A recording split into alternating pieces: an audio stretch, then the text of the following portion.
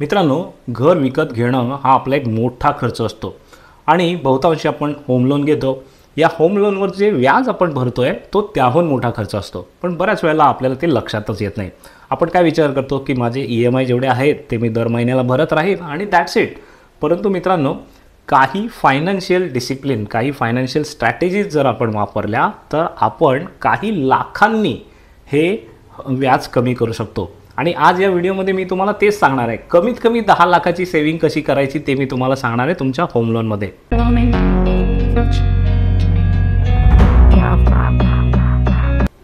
जर तुम्ही home loan घेतलं असेल किंवा घेणार असाल तर तुम्ही नक्की हा व्हिडिओ पूर्ण बघा, कारण याच्यामध्ये मी तुम्हाला काही फायनान्शियल स्ट्रॅटेजीज सांगणार आहे ज्या वापरून तुम्ही ॲक्च्युली 10 लाख कमीत कमी आणि 30 ते 40 लाख रुपयांपर्यंत देखील सेव्हिंग करू शकता. आणि ही इंटरेस्टची सेव्हिंग आहे. आणि याच्यासाठी फार काही जगावेगळं करायचं नाही आहे. थोडंसं आर्थिक अक्कल आणि खूप जास्त आर्थिक शिस्त, या दोनच गोष्टींची आपल्याला गरज आहे. आणि आज आपण बघूया कशा प्रकारे आपण आपला इंटरेस्ट वाचवू शकतो. एवढंच नव्हे मित्रांनो, मी तुम्हाला एक कॅल्क्युलेटर देणार आहे. येस, मी तुम्हाला एक कॅल्क्युलेटर देणार आहे, ज्या कॅल्क्युलेटरमध्ये तुम्ही स्वतःच तुमच्या होम लोनचे आकडे टाकून बघू शकता की तुमच्या केसमध्ये किती सेव्हिंग होईल. या कॅल्क्युलेटरची लिंक मी खाली दिलेली आहे डिस्क्रिप्शनमध्ये, तिथे जाऊन तो डाउनलोड करा आणि माझ्यासोबत तुम्ही स्वतःचे कॅल्क्युलेशन्स करा. आता मित्रांनो, सगळ्यात आधी समजून घेऊया की हा आपला होम लोनचं सेव्हिंग आपण का करायचे आहे. सगळ्यात पहिल्यांदा आपण हे जे EMI भरत राहतो ते जर तुम्ही 20 वर्ष 25 वर्ष 30 वर्ष असे भरत राहिलात तर तेवढं तुम्ही त्या होम लोनला बांधील राहतात. तोपर्यंत तुम्हाला दुसरं काही करता येत नाही, कारण तोपर्यंत पगार आणणं मस्ट आहे, पैसे आणणं मस्ट आहे, कारण त्याच्यातून EMI जातो आहे. तर हे खूप मोठं एक बर्डन आपल्याला फायनान्शियल असतं. दुसरी गोष्ट म्हणजे जर होम लोनचे पैसे आपण वाचवले, जर लवकर ते पूर्ण केलं तर आपल्याला बराचसा वेळ मिळतो. हा वेळ आपल्याला आपलं आयुष्य जगायला मिळतं, आपले डिसिजन्स इम्प्रूव्ह करायला मिळतं. समजा तुम्हाला एखादा जॉब चेंज करायचा असेल, करिअर बदलायचं असेल, वेगळ्या क्षेत्रामध्ये ट्राय करून बघायचं असेल तर ते ऑप्शन तुमच्यासाठी मोकळे होतात. हा झाला दुसरा फायदा. तिसरा फायदा म्हणजे जेव्हा कोणाचं कर्ज असतं तेव्हा आपल्या डोक्यावर एक ताप असतो, एक टेन्शन असतं, त्या टेन्शनपासून तुम्हाला मुक्ती मिळेल. हा झाला तिसरा फायदा. आणि चौथा सगळ्यात महत्त्वाचा फायदा, जेव्हा तुम्ही बँकांना देणारे हे पैसे द्यायचे बंद करता, म्हणजे ते तुमच्याकडे राहतात, तेव्हा तुम्ही त्या पैशाचा चांगला वापर करू शकता. तुम्ही चांगल्या ठिकाणी गुंतवणूक करू शकता, आपली रिटायरमेंट प्लॅनिंग करू शकता, तुमच्या इतर आर्थिक ध्येयांसाठी म्हणजे मुलांचं शिक्षण असो, परदेश प्रवास असो, व्यवसाय सुरू करायचा असो, अशा इतर ध्येयांसाठी तुम्हाला पैसा ओपन होतो, मुक्त होतो तुमच्यासाठी. आणि म्हणून होम लोन काटेकोरपणे आपण कमीत कमी पैशांमध्ये भरलं पाहिजे. जेवढी इंटरेस्ट सेव्ह करता येईल तेवढं केलं पाहिजे, जेवढी त्याची मुदत कमी करता येईल तेवढी केली पाहिजे. त्याला म्हणतात प्रीपेमेंट. या सगळ्या गोष्टी मी तुम्हाला स्टेप बाय स्टेप सांगणार आहे. चला तर मग जाऊया आपल्या कॅल्क्युलेटर शीटकडे. मंडळी, खाली डिस्क्रिप्शनमध्ये मी लिंक दिलेली आहे, त्या लिंकवर क्लिक करा आणि ही गुगल शीट तुमच्याकडे ओपन करून घ्या. ती गुगल शीट ओपन झाल्यानंतर ती तुम्हाला तुमच्यासाठी वापरता येईल. ती कशी वापरायची ते मी तुम्हाला दाखवतो आहे.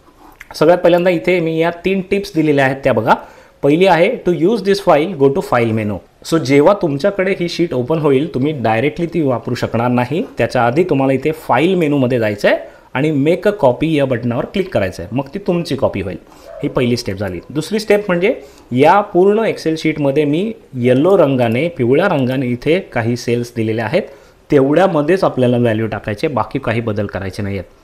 जर तुम्ही इतर कुठे काही बदल करायला गेलात तर फॉर्म्युला जो आहे तो चुकेल आणि मग कॅल्क्युलेशन्स पण चुकतील. म्हणून लक्षात घ्या की जिथे जिथे पिवळा आपल्याला रकाना दिसेल तिथेच फक्त आपल्याला व्हॅल्यू भरायचे. बस एवढीच आपल्याला सुरुवातीसाठी माहिती पाहिजे.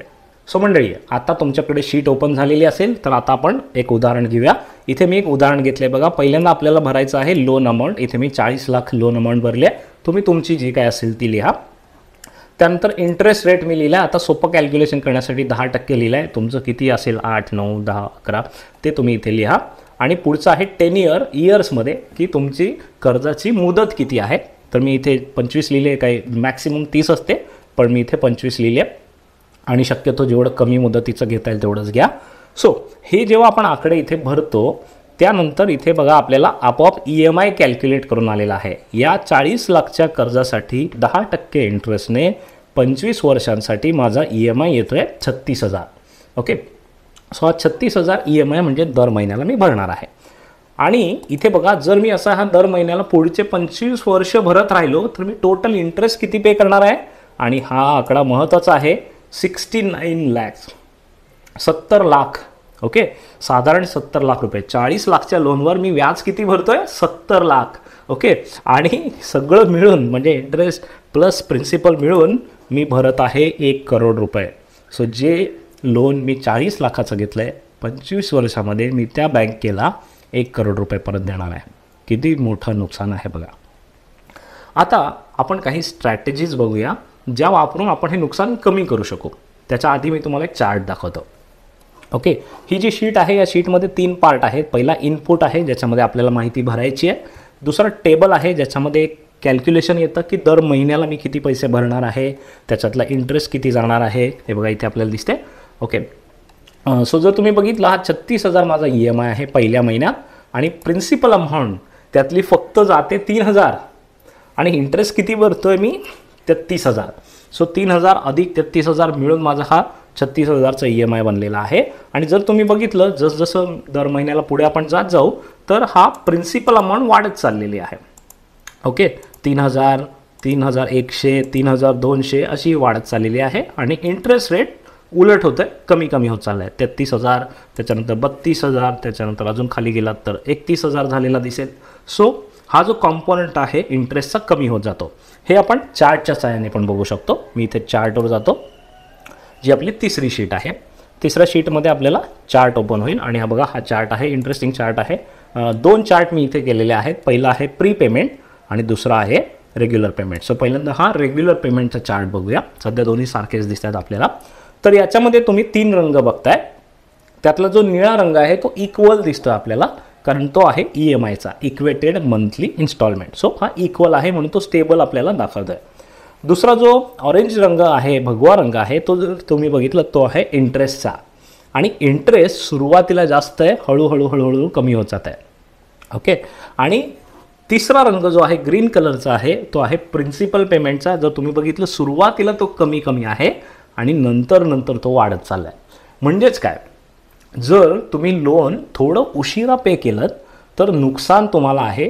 त्याचं कारण तुम्ही इंटरेस्ट खूप जास्त आधीच भरून टाकलेला आहे. ओके, आणि म्हणून आपल्याला आपल्या स्ट्रॅटेजीमध्ये हे लोन लवकरात लवकर फेडायचं आहे, त्याला म्हणतात प्री पेमेंट.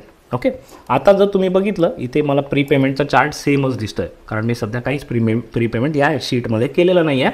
खाली बघा, सगळ्यात खाली आपल्याला महिने दिसत आहेत. ओके, सो हे 1 ते 295 आणि शेवटचा इथे 0 दिसतोय तो 300वा महिना. सो 25 वर्ष म्हणजे हे 300 महिने आपण कन्सिडर केलेले आहेत. आणि इथे आपल्याला लोन अमाऊंट दिसते 10 लाख, 20 लाख, 30 लाख आणि मॅक्सिमम आपली 40 लाखची. ठीक आहे, सो असं हे आपल्याला शीटमध्ये दिसतंय. आता आपण आपल्या फायनान्शियल स्ट्रॅटेजीजकडे जाऊया. जसं मी सुरुवातीला सांगितलं त्याच्यासाठी एक गोष्ट महत्त्वाची आहे, ती म्हणजे फायनान्शियल नॉलेज, जे तुम्ही या व्हिडिओमध्ये मिळवत आहे. आणि दुसरी गोष्ट महत्त्वाची आहे ती म्हणजे फायनान्शियल डिसिप्लिन, आर्थिक शिस्त. आणि ती आर्थिक शिस्त आपल्याला काही लाख रुपये वाचून देईल, ते आपण आत्ता बघूया. आता हे जे वरचं टेबल आहे ते तर आपण बघितलं, त्यात बेसिक माहिती भरली. त्याच्यानंतर खाली मी एक टेबल दिलेलं आहे, ते आहे रीपेमेंटचं. ओके, किंवा प्री पेमेंटचं. तुम्ही लवकर पैसे थोडेसे भरताय. त्यातली पहिली स्ट्रॅटेजी आहे की तुम्ही महिन्याला जेवढा EMI भरताय, वर्षाचे 12 EMI भरताय, त्या 12च्या ऐवजी एक फक्त एक्स्ट्रा केला, म्हणजे तुम्ही 12च्या ऐवजी 13 EMI भरले. तर कसा बदल होईल ते बघूया. आता बघा, इथे हा आपला पहिला इथे सेल दिसतोय, एक्स्ट्रा EMI पर इयर. आता मी काय म्हटलं की एक्स्ट्रा फक्त एक भरायचं आहे आपल्याला.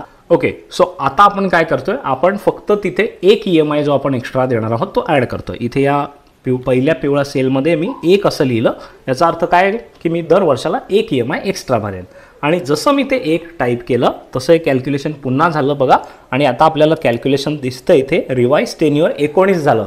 जे मी लोन 25 वर्ष भरणार होतो ते मी आता 19 वर्ष भरतोय, म्हणजे 6 वर्ष माझे वाचले. कितीतरी डोक्यावरचा ताण माझ्या कमी झाला. ओके, हे 6 वर्ष माझं फ्रीडम मला परत मिळालं. त्याच्यानंतर इंटरेस्ट सेविंग बघा किती आहे, 19 लाख. फक्त 1 EMI दर वर्षाला एक्स्ट्रा भरल्याने मी माझे टोटल किती वाचवतोय, 19 लाख. म्हणजे जिथे मी 1,09,00,000 भरणार होतो तिथे आता मी 90 लाख भरतोय फक्त. ओके, सो स्ट्रेट फॉरवर्ड ह्या एका डिसिप्लिनमुळे माझे हे 20 लाख रुपयाच्या आसपास वाचले. आता तुम्ही म्हणाल की मी दरवर्षी हा EMI आणू कुठून एक्स्ट्रा. ओके, जर कॅल्क्युलेशन करूया पुन्हा एकदा. हा एक EMI आपला आहे 36,000 रुपये. ओके, त्याला आपण एक महिन्यामध्ये डिवाईड करूया, म्हणजे 36,000 डिवायडेड बाय 12 महिने, म्हणजे वर्षाचे 12 महिने, तो महिन्याला झालं साधारण 3,000 रुपये. महिन्याला 3,000 रुपये एक्स्ट्रा आपल्याला कमवायचे आहेत, किंवा महिन्याला 3,000 रुपये एक्स्ट्रा आपल्याला वाचवायचे. आता हे खूप डिफिकल्ट आहे का? माझ्या मते नाही, कारण 3,000 रुपये मंथली तुम्ही अर्न करू शकता थोड्या डिसिप्लिनने, किंवा ते सेव्ह पण करू शकता. आता हे जे 3,000 रुपये दर महिन्याला तुम्ही सेव्ह करताय ते एका सुरक्षित ठिकाणी सेव्ह करा, म्हणजे त्याची FD करा किंवा लिक्विड म्युच्युअल फंडमध्ये सेव्ह करा, जिथे ते पैसे जाणार नाहीत, फार रिस्क नाही घ्यायचे त्या पैशांबरोबर, आणि थोडा बहुत त्याचा इंटरेस्ट आपल्याला मिळेल. ओके, जेवढा पण मिळेल तेवढा गोड मानून घ्या. आणि हा असा 12 महिन्याचं जर तुम्ही सेव्हिंग केलं तर तुम्हाला 36,000 रुपये एक्स्ट्रा EMI पे करता येईल. ओके, आता ही झाली स्ट्रॅटेजी नंबर 1. दुसरी स्ट्रॅटेजी तुम्हाला नक्की करता येईल असं मला वाटतं. मी काय करतो, या 1ला पुन्हा 0 करतो. ओके, या 1ला पुन्हा 0 केलं मी. आणि पुढची स्ट्रॅटेजी बघा, increase in EMI rate per year. म्हणजे आपल्याला काय करायचं आहे, दरवर्षी आपला EMI थोडा थोडा वाढवत न्यायचा आहे. ओके, आता तो 36,000 आहे, त्याच्यानंतर थोडा पुढच्या वर्षी अजून वाढेल, त्याच्या पुढच्या वर्षी अजून वाढेल, त्याच्या पुढच्या वर्षी अजून वाढेल. जर तुम्ही बघितलं इन्फ्लेशन रेटनुसार आपले पगार वाढत आहेत, कमीत कमी 5% दरवर्षाला वाढतातच आहेत. ओके, जास्तीत जास्त 10%, 12%, 20% वाढतील कधी तुमचा परफॉर्मन्स चांगला असेल तर, पण कमीत कमी आपण 5% पकडूया. जर तुमचा पुढच्या वर्षी पगार 5%ने वाढला तर EMI तेवढाच ठेवायचा नाही, तर त्याला पण 5%ने वाढवायचं. ही आहे दुसरी स्ट्रॅटेजी. ओके, म्हणजे इन्कम वाढलं तर स्ट्रेट फॉरवर्ड ते EMIला ट्रान्सफर करायचं. आता मी इथे हे 5% फक्त इथे लिहिले बघा, दुसऱ्या कॉलममध्ये, दुसऱ्या सेलमध्ये मी 5% लिहिलं आणि परत ही शीट कॅल्क्युलेट करायला लागली. आणि बघा, या शीटने जादुई आकडा दिलेला आहे मला. काय आकडा दिला आहे? रिवाइज टेन्युअर 13 इयर्स आहे. जे मी लोन 25 वर्षात भरणार होतो, ओके, ते मला आता इथे 13 वर्षात संपवता येत आहे. म्हणजे मी हाफ केलं आहे माझं duration, just by increasing that 5%, जे पॉसिबल आहे, जे काही फार डिफिकल्ट नाही आहे. देन इंटरेस्ट सेव्हिंग बघा किती मिळते मला, 33 लाख रुपये. कारण जे मी 1,09,00,000 भरणार होतो त्याच्यामध्ये मी 33 लाख रुपये कमी भरेन. आत्ता माझं ॲक्च्युली आउटफ्लो माझ्या खिशातून जाणारे आहेत 75 लाख रुपये. 40 लाखच्या लोनवर मी 75 लाख टोटल रिपेमेंट करतो आहे. ठीक आहे, सो तुम्हाला किती मॅसिव्ह सेव्हिंग इथे मिळते ते बघता येईल.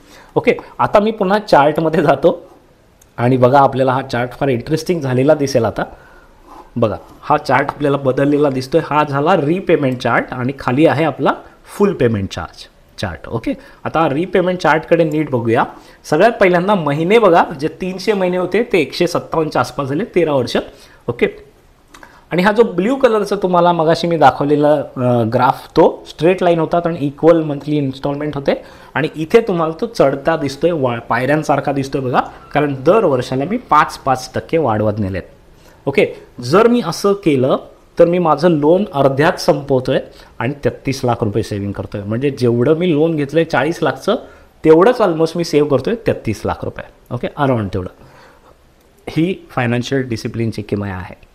आणि म्हणून जेव्हा पण तुम्ही घर घ्याल, होम लोन घ्याल, तेव्हा पहिल्यापासून प्रीपेमेंटचा फंडा डोक्यामध्ये चालवा आणि जेवढं लवकर भरता येईल तेवढं चांगलं. ओके, अजून एक आपण स्ट्रॅटेजी बघूया, जी स्ट्रॅटेजी नंबर 3 आहे आणि त्याच्याकडे जाऊया. आता या ज्या मी स्ट्रॅटेजी सांगतोय तुम्हाला कॉम्बिनेशनमध्ये वापरता आल्या, तिन्ही वापरता आल्या तर एकदम बेस्ट, पण जेवढं शक्य होईल तेवढं वापरा. ओके, आता मी याला 0 करतो पुन्हा, आणि पुन्हा आपली कॅल्क्युलेशन पहिल्यासारखे होतील, जिथे मी 1 करोड रुपये देणार आहे. Okay, now will go to sheet number 2, ज्याच्यामध्ये मी टेबल बनवलेला आहे. आणि या टेबलमध्ये एक आपल्याला कॉलम दिसतोय शेवटचा, तो येलो झालेला आहे बघा, तो ऑलरेडी मी पिवळा ठेवलेला आहे, कारण तुम्ही तिकडे आकडे भरावेत म्हणून. ठीक आहे, आता आपल्या 36,000 EMIवर स्टँडर्ड कॅल्क्युलेशन आहे.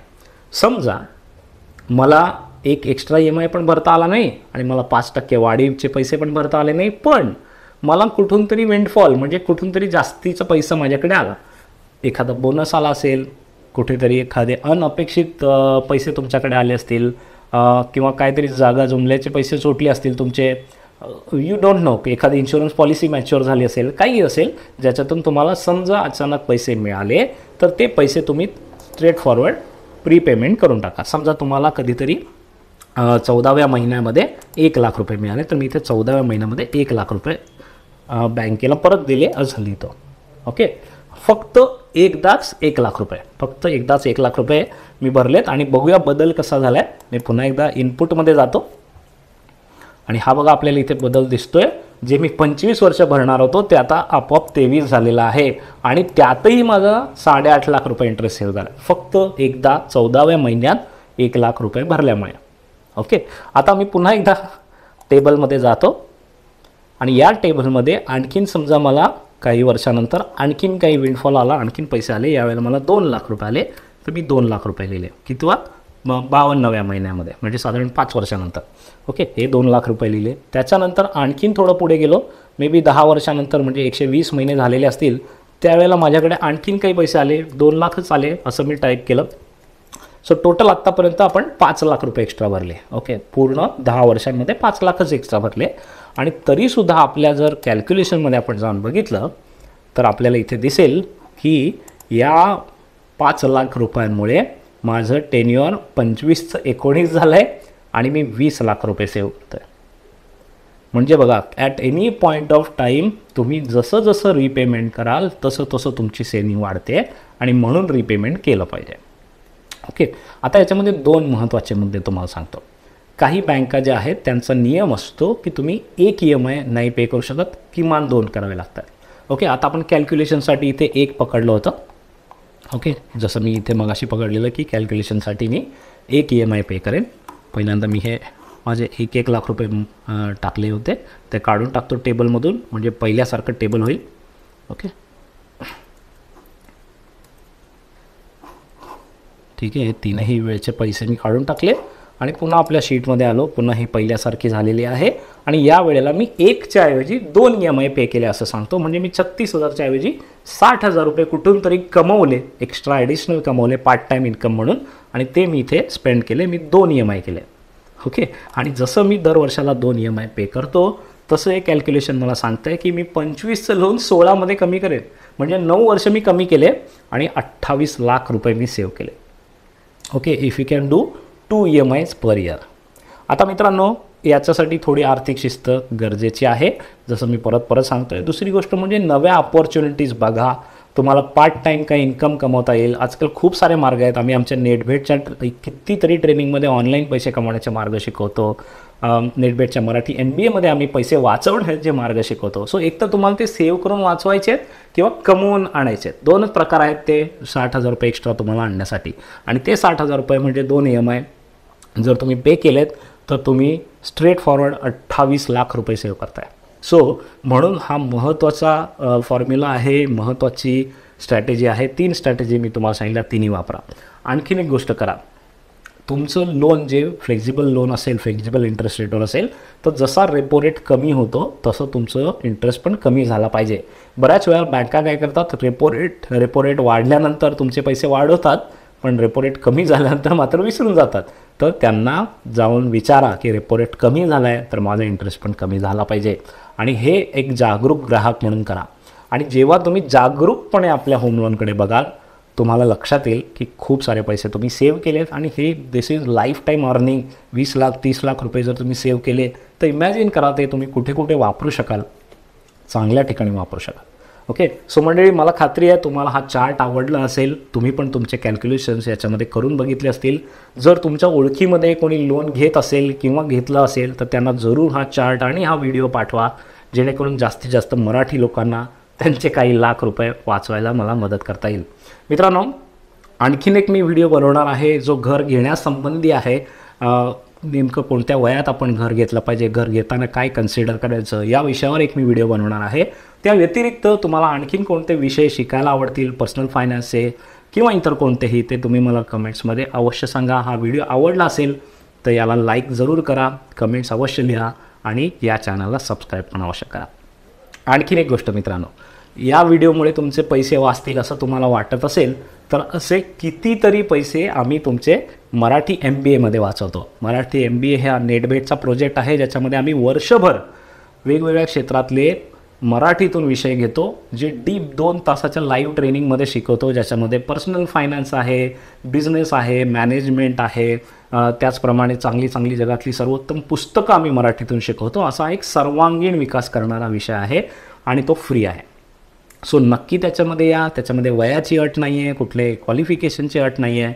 ज्याला शिकायची इच्छा आहे, स्वतःमध्ये इम्प्रूव्हमेंट करण्याची इच्छा आहे आणि स्वतःला ट्रान्सफॉर्म करण्याची इच्छा आहे, त्या प्रत्येकाने अवश्य या MBAमध्ये या. त्याची पण लिंक मी खाली कमेंट्समध्ये देतो आहे. जरूर त्यावर क्लिक करून जॉईन करा. पूर्ण वर्षभर डिसेंबर 2023पर्यंत हा MBA फ्री आहे. थँक्यू मित्रांनो. मला खूप मजा आली हा विषय शिकवताना. आय होप तुम्हाला पण तेवढाच आवडला असेल आणि उपयोगी ठरला असेल. भेटूया अशाच एका आणखीन ऑनलाईन व्हिडिओमध्ये. तोपर्यंत मातृभाषेतून शिकूया, प्रगती करूया. बाय.